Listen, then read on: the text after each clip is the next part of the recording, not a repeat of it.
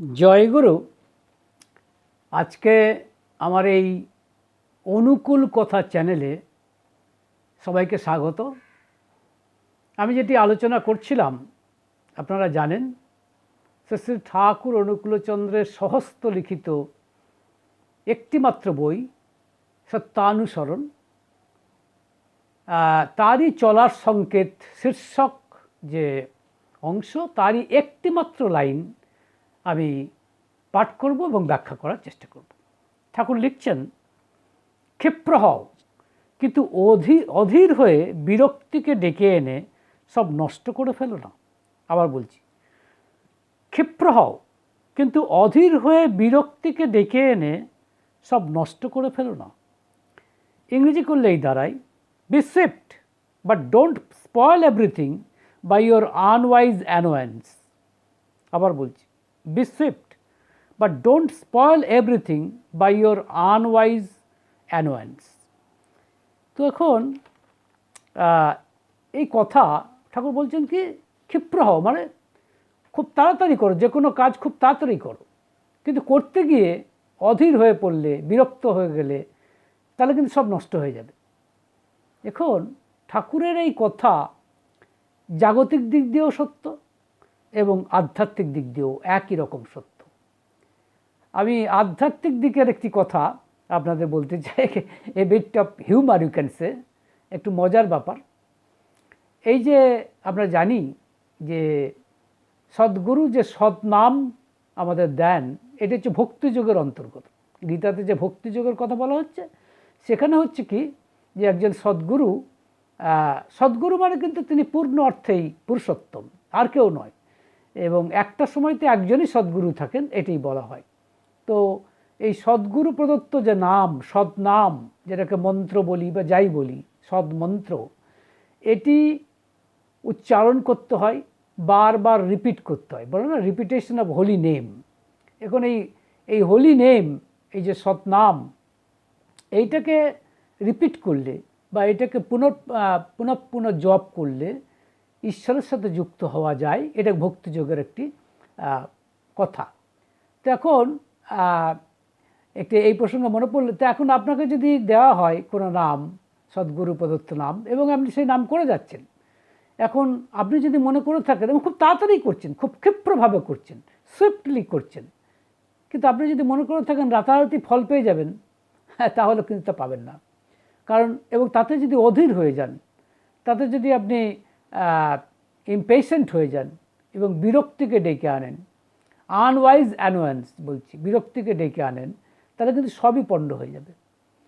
এখন এই প্রসঙ্গে যদি বলছিলাম বিট অফ হিউমার, রামকৃষ্ণ মিশনে আমরা যে RKM ভেরিতে পড়তাম, Ramakrishna mission Vivekananda educational research institute, university, Vivekananda university and research institute. দেখুন, এইখানকার ভাইস চ্যান্সেলর ছিলেন আত্মা প্রিয়ানন্দ মহারাজ, অত্যন্ত জ্ঞানী মহারাজ। তিনি ফিজিক্সের DSc, বিরাট মানুষ, এবং সব দিক থেকেই তিনি অত্যন্ত জ্ঞানী। তো তিনি এরকম একদিন আমাদের পড়াতে গিয়ে আলোচনা করছিলেন এরকম। তার কাছে অনেক শিখেছি, যা বলতে পারেন অনেক কিছু তার কাছে শিখেছি, আমি কৃতজ্ঞ। কি জ্ঞানী মানুষ, অথচ কত সাধারণ। তো ওই আত্মা প্রিয়ানন্দ মহারাজ একদিন গল্প করছিলেন যে সম্ভবত আমেরিকায় একজন রামকৃষ্ণ মিশনের মহারাজ একজন সাহেবকে মন্ত্র দিয়েছেন, যেটা দেওয়া হয়। তা সাহেব তার মতো করে চেষ্টা করেছেন এবং করেওছেন, কিন্তু কিছুদিন পরে তিনি তার ডিজায়ার্ড রেজাল্ট পাচ্ছেন না বলে তখন তিনি একদিন এসে বলছেন, Swamiji, your name is not functioning, your name is not working, will you please change the name. Ramakrishna Maharaj মিশনের মহারাজ বলছেন, এটা it's not something to be changed, এটা চেঞ্জ করার জিনিস নয়, এটাকেই করতে হবে, এইটাকেই আপনাকে নাম করে যেতে হবে। এখন কেউ যদি ক্ষিপ্রভাবে করুন, go on reciting the holy name as much as you can and with all intensity also, but that does not automatically mean যে ইমিডিয়েট রেজাল্ট দেবে আপনাকে। এ সম্ভব নয়, কারণ আপনার প্রারব্ধ আছে, মানে পূর্বজন্মের কর্মফল আছে, এবং অনেক কিছু আছে, অনেক আমাদের ভাইসেস আছে। ভার্চুয়ালি কি জানেন, একটা কথা এই প্রসঙ্গে বলি, একজন বলেছিলেন ধরুন যদি ঈশ্বর আমার কাছে সত্যি সত্যিই আসেন, আমার ডাকে সাড়া দেন এবং আসেন, আমি সেটা সহ্য করতে পারবো না। তার কারণ কি জানেন? আমার এই ইমপিওর শরীরে, আমার এই মানে তথাকথিতভাবে আমার এই অশুদ্ধ শরীরে সেই শুদ্ধাত্মাকে বা সরাসরি যিনি পরমাত্মা, তাকে আমি গ্রহণ করতে পারবো কি না সেটাই সন্দেহ। পারবো না, এবং একটা অন্য রকমের সিচুয়েশন হবে। তাই যদি আমি বলি এই কথা যে তিনি দয়া করে এত সহজে আমাদের দেখা দেন না, সেটাও তারই করুণা। কারণ আমার এই অশুদ্ধ শরীরে I can't simply bear this particular phenomenon. অত সহজ নয় কিন্তু। সো জাস্ট ইমাজিন, তা এইরকমটা ব্যাপার। তো যাই হোক, সহজে কিন্তু আপনি ডিজায়ার রেজাল্ট পাবেন, বা আধ্যাত্মিক দিক থেকে, মানে from spiritual point of view it is also true. আবার যদি বলেন জাগতিক দিক দিয়ে, সেটাও ঠিক।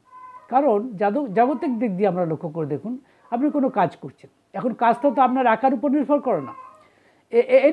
যে কোনো কাজ সবার উপর নির্ভর করে, সমস্ত মানে পরিবেশের সবাইকে নিয়ে আপনাকে কাজ করতে হয়।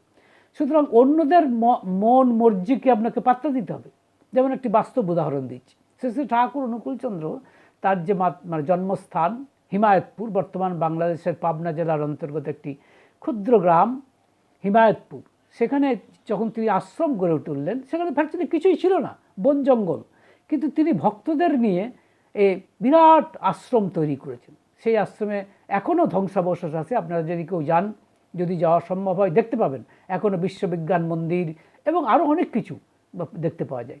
বিশ্ববিজ্ঞান মন্দির করেছিলেন ঠাকুর, কেমিক্যাল ওয়ার্কসের জন্য করেছিলেন, স্টুডিও করেছিলেন, তারপরে দারু শিল্প করেছিলেন, তারপরে আয়ুর্বেদিক মেডিসিন সেন্টার খুলেছিলেন। তিনি সো মেনি ওয়ার্কশপস করেছিলেন ঠাকুর অনুকূলচন্দ্র। এগুলো করলেন কাকে দিয়ে? এই যে বড় বড় বিল্ডিং দরকার হয়েছিল, আপনারা জানেন যে কোনো কাজ করতে গেলেই আপনার মানি, মেটেরিয়াল অ্যান্ড ম্যান, এই তিনটে তো লাগবেই।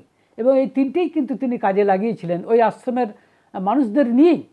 এবং আশ্চর্য ব্যাপারে এই আশ্রমের প্রত্যেকটি মানুষ কিন্তু এই আশ্রমের কাজে হাত লাগিয়েছিল। তিনি কিন্তু কাউকেই ছাড়েননি, প্রত্যেককে দিয়েই কাজ করে নিয়েছে। কিন্তু সবার মতিগতি, সবার অ্যাটিটিউড তো সমান নয়। প্রত্যেকে যেভাবে কাজ করতে পারে তাকে তিনি সেইভাবে কাজে লাগিয়েছেন। অর্থাৎ মনে রাখবেন, প্রত্যেকটি মানুষের একটা টেম্পারমেন্টাল একটা ভাইব্রেশন আছে, বলতে পারেন মেজাজ মর্জিগত একটা কম্পন আছে। সেই কম্পনকে যদি আপনি ধরতে না পারেন, তাহলে কিন্তু তাদেরকে দিয়ে আপনি ডিজায়ার্ড কাজ করতে পারবেন। যেমন ধরুন ব্রজগোপাল দা, তিনি একসময় হিসাব কাজ করতেন, কিন্তু ওই হিসাবে সেটা তার সাথে ঠিক হলো না। ঠাকুর তাকে সেই কাজ সরিয়ে দিয়ে অন্য কাজই করতে বললেন, লেখার কাজ। আবার ধরুন কৃষ্ণপ্রসন্ন ভট্টাচার্য, তাকে তিনি ঋত্বিকাচার্য করলেন, তার কাজ সেরকম। আবার অ্যাডমিনিস্ট্রেশন মানে প্রশাসনে অন্যদেরকে রাখলেন, যেমন সুশীলচন্দ্র বসু, অত্যন্ত দক্ষ প্রশাসক। সে যার দ্বারা যা হবে, টেম্পারমেন্টাল ভাইব্রেশন তিনি বুঝতে পারতেন। তাই এই আশ্রমে আমরা দেখতে পাচ্ছি দিন রাত্রি কাজ হতো। রাত্রেবেলায় তখনকার দিনে হ্যাচাক জায়গায় কাজ হতো এবং বড় বড় বিল্ডিং হয়েছে। এবং ঠাকুর এই হিমায়তপুরে ইলেকট্রিসিটি আনতে পেরেছিলেন, যখন পাবনা জেলাতে ইলেকট্রিসিটি হয়নি। জাস্ট ইমাজিন, পাবনা জেলাতে যখন ইলেকট্রিসিটি হয়নি, তখন এই ক্ষুদ্র গ্রাম, সেখানে তিনি ইলেকট্রিসিটি আনতে পেরেছিলেন, জেনারেটর বসিয়েছিলেন, মোটর তৈরি, মোটর কী করে এনভায়রনমেন্ট থেকে এনার্জি নিয়েছিলেন, কত রকম। বিশ্ববিজ্ঞান মন্দির, মানে কি বলবো আপনাকে, সমস্ত কত রকমের বৈজ্ঞানিক আবিষ্কার সেখানে হয়েছে। কত রকমের ওষুধ, ফর এক্সাম্পল স্কিজোমাইসেটিন, প্রিভেন্টিনা, and there are so many, মানে এত বেশি যে প্রচুর। তাহলে হলো কী করে? সব ঠাকুরের অনুপ্রেরণায় হলো, কিন্তু মানুষদের দিয়েই তো তিনি করেছেন। তাই ক্ষিপ্র হও বলতে বি সুইফট, এটা কিন্তু ঠাকুর যদি তাদের মানে মেজাজ মর্জিটা ধরতে না পারতেন, তাহলে কিন্তু তিনি তাদেরকে নিয়ে কিছুতেই সেভাবে কাজ করতে পারতেন না। এটা অত সহজ নয় কিন্তু, যে জন্য একমাত্র ঠাকুরই পারেন এটা করতে। এই কারণে এটা দেখবেন বড় বড় লোকেরা কিন্তু এই কথাই বলছেন। যেমন রবীন্দ্রনাথের একটি গানের কথা মনে পড়ছে এই প্রসঙ্গে। তিনিও তো অত্যন্ত অনুভূতিবান মানুষ ছিলেন, তাতে তো কোনো সন্দেহ নেই। তিনি একজন, আমি মনে করি, আধ্যাত্মিক কবি, সাহিত্যিক, যাই বলুন না কেন। এখন তিনি যে লিখছেন নাকি গানে, ভার্চুয়ালি গান কিন্তু রবি ঠাকুরের অপূর্ব, নিজেও সেটা বলেছেন যে কি বলে, রবি কিন্তু গান খারাপ গায় না, গান খারাপ লেখে না, এই কথা তিনি বলেছেন নিজে। হ্যাঁ, ইটস ফ্যাক্ট। রবীন্দ্রনাথের গানে রবীন্দ্রনাথকে যত গভীরভাবে চেনা যায়, আমি জানি না তার অন্য ব্রাঞ্চে তার অন্যান্য যে কীর্তি তা তো অতখানি চেনা যায় কিনা। গান এক অপূর্ব গান, কিন্তু রবীন্দ্রনাথের গান এমন গান সেখানে শুধু সুর নয়, কথারও যথেষ্ট বেশি গুরুত্ব আছে। যেমন আমি একটি উদাহরণ দিচ্ছি, আপনাদের বোঝার চেষ্টা করুন। ভালোবেসে সখী নিভৃতে যতনে আমার নামটি লিখো, এই যে গানটা আপনারা শুনেছেন, ভেরি পপুলার সং অলসো। তো এই যে ভালোবেসে সখী নিভৃতে যতনে আমার নামটি লিখো, এই গানেরই একটি জায়গায় তিনি লিখছেন, যে ভারী চমৎকার করে লিখছেন, যে কি বলছেন, আমারও পরাণে যে গান বাজিছে তাহার তানটি শিখো। এর মানে কি বলছেন, আমারও পরাণে যে গান বাজিছে তাহার তানটি শিখো। হোয়াট ডাজ ইট মিন? তার মানে আমার পরাণে যে গান বাজছে, অর্থাৎ আমি যে টেম্পারমেন্টাল পারসন, আমি যে মর্জির মানুষ, তার সাথে তুমি পরিচিত হও। Try to learn the frequency of my temperamental vibration, as simple as that. যে আমার এই মন মর্জির এই টানটাকে তুমি বোঝার চেষ্টা করো, only then you can love me, otherwise not. এখন ভালোবাসার প্রথম শর্তই হচ্ছে আমি তাকে মনোগতভাবে চিনতে পেরেছি কিনা। হ্যাঁ, এখন এই জন্য বলছেন, ভালোবেসে সখী নিভৃতে যতনে আমার নামটি লিখো, আমার নামটি লিখো। কি চমৎকার সাজিয়েছেন। এবং পরবর্তী ক্ষেত্রে কি লিখছেন, আমারও পরাণে যে গান বাজিছে তাহার তানটি শিখো। দেখুন একই কথা। তো এইখানেই প্রশ্ন আসছে পুরুষোত্তম যিনি হন, হ্যাঁ, তিনি কিন্তু মানে সুপ্রিম পার্সন যিনি হন, তিনি প্রত্যেকের মানে মেজাজ, মন, মর্জি সব চিনতে পারেন, মানে বুঝতে পারেন, এবং সেই অনুযায়ী তিনি কৃপা করেন। গীতাতে আমরা লক্ষ্য করে দেখছি একই কথা। গীতাতে আপনারা যদি দেখেন, আই থিঙ্ক 4th অধ্যায়ের 11 নম্বর শ্লোক, যেখানে ভগবান শ্রীকৃষ্ণ বলছেন, যে যথা মাম প্রপদ্যন্তে তাং তথৈব ভজাম্যহম মম বর্তম অনুবর্তন্তে মনুষ্যা পার্থ সর্বসহ। মানে বলতে চাইছেন এটাই যে according to the manner in which a person, or you can say according to the manner in which they approach me, I favor them in that particular manner. This is the matter. মানে তারা যেভাবে আমাকে ভজনা করে, আমি সেইভাবেই তাদেরকে মানে যেটাকে বলে ফেভার করি। তাহলে এই যে দেখুন, হ্যাঁ, বলছেন কি, যে যথা মাম প্রপদ্যন্তে তাং তথৈব ভজাম্যহম মম বর্তম অনুবর্তন্তে মনুষ্যা পার্থ সর্বসহ। এর অর্থটা হচ্ছে এটাই, যে যে সকল মানুষেরা যেভাবে আমাকে ভজনা করে, আমি সেইভাবেই তাদেরকে ভজনা করি। তার মানে the manner in which they approach me, I favor them in that particular manner. এই যে তিনি পারেন, এখন এই যে তিনি পারেন, যেমন ঠাকুর অনুকূলচন্দ্র, হ্যাঁ, তিনি পুরুষোত্তম হিসেবে প্রত্যেকের মনের খবর রাখেন। যিনি না রাখতেন তাহলে তিনি পুরুষোত্তম হতে পারতেন না। He had the capacity, as a matter of fact, he has the capacity. I would like to speak the present tense instead of past tense, because he is still very much present. He was there, he is here, as a matter of fact everywhere.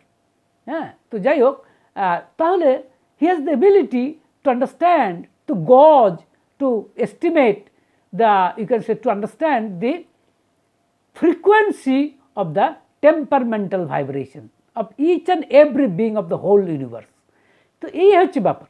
তার এইখানেই ঠাকুর যে বলছেন ক্ষিপ্র হও, কিন্তু তা করতে গিয়ে মানে অধীর হয়ে গিয়ে, হ্যাঁ, বিরক্তিকে ডেকে আনো না, তাহলে কিন্তু সব নষ্ট হয়ে যাবে। যেমন ঠাকুর যদি বাধ্য করতেন, যে ফর এক্সাম্পল আমাদের ব্রজগোপাল দাকে, যে আপনি হিসাবটাই দেখুন, আপনি লেখাটাকার কথা বাদ দিন, জীবনী লেখার কথা বাদ দিন, আপনি হিসাবটাই দেখুন। ব্রজগোপাল তো পারতেন না কিন্তু, because Brajagopal had not that particular temperamental vibration. সুতরাং তাহলে কী হতো, মানে ব্রজগোপাল তো বিরক্ত হতো এবং কাজটাই পণ্ড হয়ে যেত। তাই তিনি জানেন কাকে দিয়ে কী কাজ করতে হবে। ঠাকুর যে চলার সংকেত এখানে বলছেন, এটা কাদের জন্য বলছেন? ফর দ্য লিডার পার্সন, পরে যে যে যে পথ দেখাবে তাদের জন্য বলছেন। তাকে বলছেন তুমি ক্ষিপ্র হও, be very much swift, that is the, তাতে কোনো হার্ম নেই, খুব ক্ষিপ্র হও, but in doing so you must not be, আপনি আপনি you must not invite unwise অ্যানুয়েন্স, মানে বিং ইনফ্যাচুয়েটেড, আপনি এটা করতে যাবেন না, ইনফিউরিটেড রাদার, আপনি এটা করতে যাবেন না, কিন্তু তাহলে কাজ হবে না। এটাই ঠাকুর বোঝাচ্ছেন। কি চমৎকার এই আলোর এই চলার সংকেতটি ঠাকুর অনুকূলচন্দ্র বন্দ্যোপাধ্যায় দিলেন।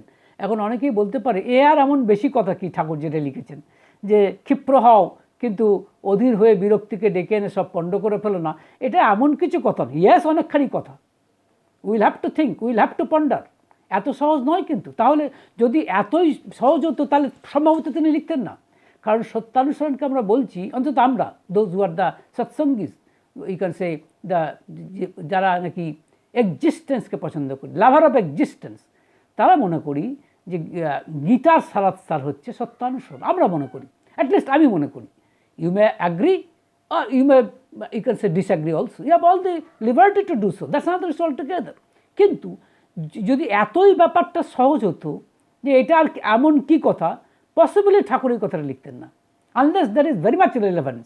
যদি প্রচণ্ড প্রাসঙ্গিকতা না থাকতো, প্রচণ্ড তাৎপর্য না থাকতো, আমার ধারণা ঠাকুর এই কথাটি লিখতে যেতেন না। একটি লাইন, আমার মনে হয় একটি কথাই যেন অনেক কথা নিয়ে আসে, হ্যাঁ, যাকে বলো না যে সামথিং স্পন্টেনিয়াস ভাবে নিয়ে আসে। তো যাই হোক, আমি যেটা বলছিলাম কথাটা, যেমন ধরুন এখন সাধারণ ব্যক্তিগত জীবনেও কিন্তু একইভাবে সত্য। যেমন পঞ্চানন সরকার বলে একজন ছিলেন, অধ্যাপক পঞ্চানন, তিনি অধ্যাপক, he was a vastly learned person, but then তিনি কিন্তু তাকে কি করতে বললেন ঠাকুর তাকে, মানে তিনি তার যে ব্যক্তি জীবন, তার স্ত্রীর সাথে তার সেভাবে হতো না।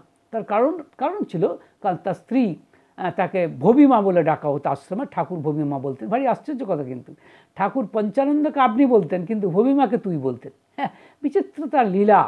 এবং এই ভবিমা তার স্বামীকে কিন্তু তার প্রতি বিরূপ মনোভাবাপন্ন করে দিয়েছিল। তার কারণ তিনি ছিলেন অধ্যাপক মানুষ, তার মানে ভবিমা যেমন, তার বাবা ছিলেন প্রিন্সিপাল। হ্যাঁ, স্বাভাবিকভাবে এই অধ্যাপক মানুষ কোথায় একটা বন জঙ্গলের একটা আশ্রমের মধ্যে রয়েছে, এই জীবন তো তিনি চাননি প্রথম দিকে। পরবর্তী ক্ষেত্রে বাধ্য হয়েছেন এবং তিনি এই আশ্রমের জীবন মেনেও নিয়েছিলেন ভবিমা। কিন্তু পঞ্চানন্দার সাথে তার স্ত্রীর এরকম একটা অত্যন্ত মানে ব্যক্তিগত সমীকরণ সুবিধার ছিল না। যেমন ঠাকুর যখন মায়েদেরকে ম্যাট্রিক পাস করতে বললেন, পরীক্ষা দিতে বললেন, বয়স্ক মায়েদের, তখন পঞ্চানন্দার স্ত্রী ভবিমা তিনিও সেই দলে ছিলেন, তাকেও পড়াতে বললেন। তো পঞ্চানন্দা তাকে পড়াচ্ছেন, কিন্তু পড়ালে কী হবে, তিনি যেরকম ডিজায়ার্ড রেজাল্ট চাইছেন সেটা তার স্ত্রী দিতে পারছেন না, কারণ দীর্ঘদিন পড়েননি। যদিও বলা বাহুল্য, ভবিমা অত্যন্ত তীক্ষ্ণ বুদ্ধিমতী মা। কারণ এই কারণে বলি, পরবর্তী ক্ষেত্রে যখন ওই আশ্রমের ওই 3 বছরের কোর্সে ম্যাট্রিক পরীক্ষা যখন হয়, তখন এই কলকাতা ইউনিভার্সিটির আন্ডারে তখন হতো, হ্যাঁ, প্রাইভেট সমস্ত স্কুলগুলির মধ্যে এই ভবিমাই হয়েছিলেন প্রথম স্থান অধিকার করেছিলেন, এটাও কিন্তু বলতে হবে। তো যাই হোক, এই ভবিমা ওই প্রত্যন্ত গ্রাম থেকে, ওই তার স্বামী আমাদের পঞ্চানন্দা, তো পঞ্চানন্দা পড়াচ্ছেন স্ত্রীকে, ঠাকুরের দায়ে বলতে পারেন। হ্যাঁ, তো ডিজায়ার রেজাল্ট পাচ্ছেন না, যে একসময় এত অধীর হয়ে গেছেন, এত বিরক্ত হয়ে গেছেন কোনো কারণে, যে স্ত্রীকে তিনি সম্ভবত প্রহার করেছিলেন বা এরকম। এই খবরটি যেতে সেদিন এক বিচিত্র ঘটনা ঘটল। ঠাকুর কাঠের খড়ম পরতেন তখন সেদিন ঠক ঠক ঠক ঠক করতে করতে আসছেন তিনি দুপুরবেলা। এটা দেখেছেন আমাদের ধৈর্যডি কৃষ্ণ গুহনিয়োগী, এই ঘটনাটাই দেখেছেন। তিনি বললেন ঠাকুরকে, পঞ্চানন্দকে বলছেন, আয়ন সালা, হ্যাঁ, মারে গায়ে হাত দিয়েছেন বলে ঠাকুরের গায়ে ছাতা ছিল, ছাতাতে করে পেটাচ্ছেন। তখন কিন্তু আর আপনি বলছেন না, সালা বলছেন। হ্যাঁ, সালা আপনার এখানে থাকতে হবে না বলে পৃথক করে দিলেন। এই এক বিচিত্র লীলা ভক্ত ভগবানের। এইগুলো নিয়ে আলোচনা করাটাও একটা আশ্চর্য দিক খুলে যায়। তো যাই হোক, সেটা তো অন্য প্রসঙ্গ। তা দেখুন এখানে তাহলে কি হলো, তিনি ক্ষিপ্রভাবে চাইলেন যে তার স্ত্রী কত তাড়াতাড়ি দ্রুত শেখে, কিন্তু চাইলে তো হবে না, তার সঙ্গে তার টেম্পারমেন্টাল ভাইব্রেশন, তার ইন্টেলিজেন্স লেভেল, তার ইন্টেলিজেন্স সে কোশেন্ট হয়তো সব, অথবা প্র্যাকটিস নেই, তিনি তখন সংসার জীবনের সঙ্গে সম্পৃক্ত হয়ে গেছেন। সুতরাং রাতারাতি ফল আশা করা যাবে, it's not likely, and it did not, এটা হয়ও নি। ফলত রেগে গেছেন এবং এরকম কাণ্ড ঘটে গেল। তাহলে দেখুন বাস্তব ঘটনা। আবার পরবর্তী ক্ষেত্রে যখন পঞ্চানন্দাকে বললেন আশ্রমের সবাইকে পড়াতে, সমস্ত মায়েদেরকে উনি পড়াচ্ছেন, খুব চেষ্টা করছেন, অঙ্ক পড়াচ্ছেন, বিশেষ করে লম্ব মানে পারপেন্ডিকুলার পড়াচ্ছেন, কিন্তু মায়েরা বুঝতে পারছেন না। তিনি একেবারে অধীর হয়ে বিরক্ত হয়ে পড়েছেন, কারণ তিনি তাদেরকে চিনতে পারছেন না। তো একদিন ঠাকুর মানে পঞ্চানন্দা কী চাইছেন, পঞ্চানন্দা চাইছে দ্রুত সিলেবাস এগিয়ে যাক, কিন্তু মায়েরা তার সঙ্গে এঁটে উঠতে পারছেন না। দীর্ঘদিন তারা সংসার করেছেন, ঠাকুরের দায়ে তারা পরীক্ষা দেবেন, পড়াশোনা শুরু করেছেন, তাও আবার 3 বছরের মধ্যে ম্যাট্রিক পরীক্ষা দেওয়া। দিস ইজ সামথিং, এখন ভাবলে যেটা মনে হয় মানে কী বলে রীতিমতো যাকে বলে মানে perplexing to understand, very difficult to, কিন্তু ঠাকুর করেছিলেন, হি ডিড ইট যাকে বলে। তো যাই হোক, এই পঞ্চানন্দাকে পড়াচ্ছেন, মানে ওই বাগানের মধ্যে পড়াচ্ছেন, গাছের মধ্যে বোর্ড টাঙানো, হ্যাঁ, এবং পড়াচ্ছেন তিনি। তো মানে যেটা ডিজায়ার্ড রেজাল্ট চাইছেন তা হচ্ছে না, মায়েরা বলতে পারছে না, এত পড়াচ্ছেন, এত কষ্ট করছেন, কিন্তু বলতে পারছেন না, কিন্তু কারণ টেম্পারমেন্ট বুঝতে হবে তো, হ্যাঁ। তো সেই কারণ আমার মনে আছে যে সেই প্রভাতচন্দ্র মুখোপাধ্যায় একটা কবিতা ছিল, 25 গন্ডা পায়রা নিয়ে আমারে কি হাইরা নিয়ে, তোমরা সেটা কেমন করে বুঝবে।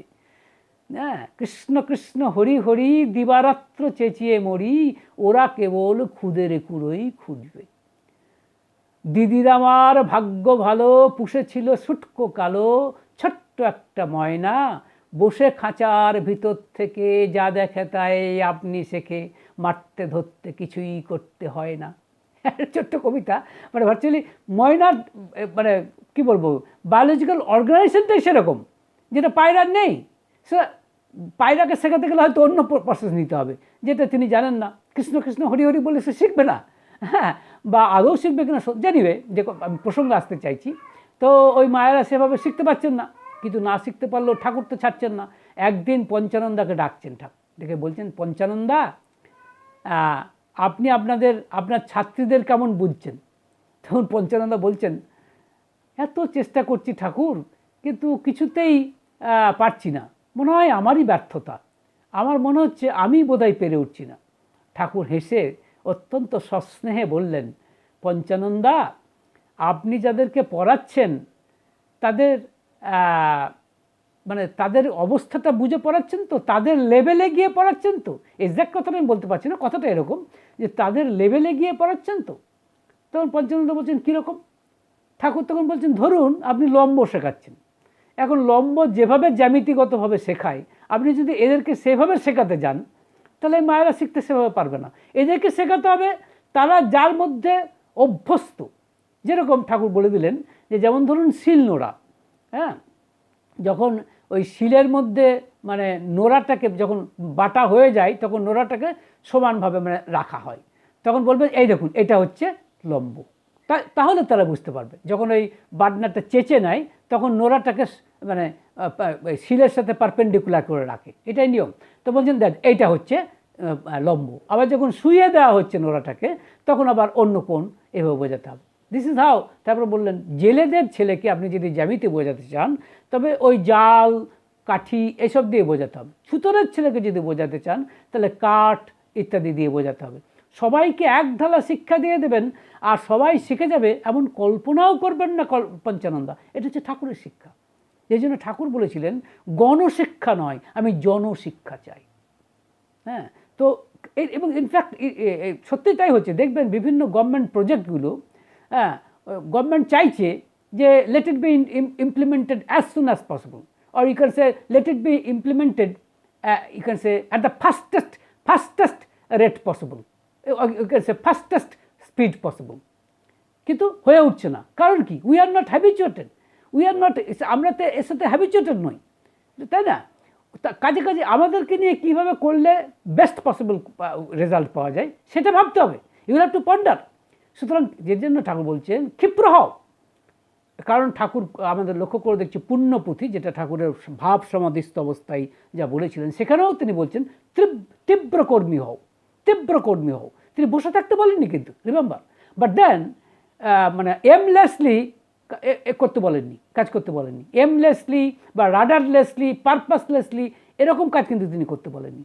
সুতরাং আপনি কাজ করার আগে you have to think upon how to implement it, how to মানে make it practical, how to make it a reality. সেটা করতে গেলে you have to think, you have to manipulate, you have to, আপনাকে চিন্তা করতে হবে। যেমন ঠাকুর অনুকূলচন্দ্র করে দেখিয়েছেন তার এই পাবনা হিমায়তপুরের আশ্রম, সেই আশ্রমকে অবশ্য ঠাকুরকে ছেড়ে আসতে হয়েছিল, সেটাও তো পরের কথা। কিন্তু ছেড়ে সমস্ত সম্পত্তি এত তার সাধের গড়া জিনিস, অবশ্য সেটাকে তিনি মুহূর্তের মধ্যে ছেড়ে দিতে পেরেছিলেন, যদিও মানুষজনকে তার জন্য কষ্ট হয়েছে, সেখানকার প্রকৃতির জন্য তার কষ্ট হয়েছে, সেটা পরের কথা, অন্য ইস্যু যদিও। কিন্তু তবুও বলতে ইচ্ছে করে বলে আপনাদের সামনে একটু বললাম। কিন্তু এই যে নির্মাণ, এই যে এতগুলি নির্মাণ তিনি করেছিলেন, তিনি তার অনুপ্রেরণায় তো সবাই অনুপ্রাণিত হয়ে, ছেলে বুড়ো মানুষ, জোয়ান, মায়েরা রাত্রে ইট তৈরি করতো। তার মধ্যে নেতাজি সুভাষচন্দ্র বসুর মাও ছিলেন, হ্যাঁ, আরও অনেকেই ছিলেন। নেতাজি সুভাষচন্দ্রের মামিমা ব্যারিস্টার জে.এন. দত্তের স্ত্রী দত্তমা, যার নাম ছিল। And there were so many's. So এটা করালেন কী করে? এত বড় বড় মানুষ যারা এগুলোর সঙ্গে অভ্যস্তই ছিল না, কিন্তু ঠাকুর কিন্তু তাদেরকে নিয়ে এটা করিয়ে নিলেন, because Thakur understood the frequency of the temperamental frequency, of their temperamental frequency. এইখানেই তার সঙ্গে আমাদের ডিফারেন্স, যে তিনি এটা করতে পারেন। যেটা বললাম, ভগবান শ্রীকৃষ্ণ, কথা দিয়েই শেষ করছি, ভগবান শ্রীকৃষ্ণ কী বলছেন, যে আমাকে যে যেমনভাবে ভজনা করে আমি তাকে সেভাবেই ভজনা করি। এটা আবার বলতে ইচ্ছে করছে বলেই, সত্যি তাই, কারণ পুরুষোত্তমের ধর্মই হচ্ছে তাই। তিনি কারো ভাবে আঘাত করেন না, তিনি যে যেমনভাবে তাকে ইম্পালস দেয় তিনি তাকে সেভাবেই পরিচালনা করেন। This is the rule. সেই জন্য ভগবান শ্রীকৃষ্ণ এই 4th অধ্যায়ের 11 নম্বর শ্লোকে বলছেন, যে যথা মাম প্রপদ্যন্তে তাং তথৈব ভজাম্যহম মম বর্তম অনুবর্তন্তে মনুষ্যাঃ পার্থ সর্বশঃ। সুতরাং মোটামুটিভাবে এরকমটাই আমার মনে হয়েছে। আমার এই ব্যাখ্যা আপনাদের পছন্দ বা অপছন্দ যাই হোক না কেন, আপনারা দয়া করে কমেন্ট করে জানাবেন। তাহলে আর কিছু না হোক, আমি আমার যদি ভুল করে থাকি ভুলগুলো বুঝতে পারবো, এবং যদি ঠিক বলে থাকি তাহলে আমি আরও অনুপ্রাণিত হব। হ্যাঁ, সো ভালো থাকবেন। জয় গুরু।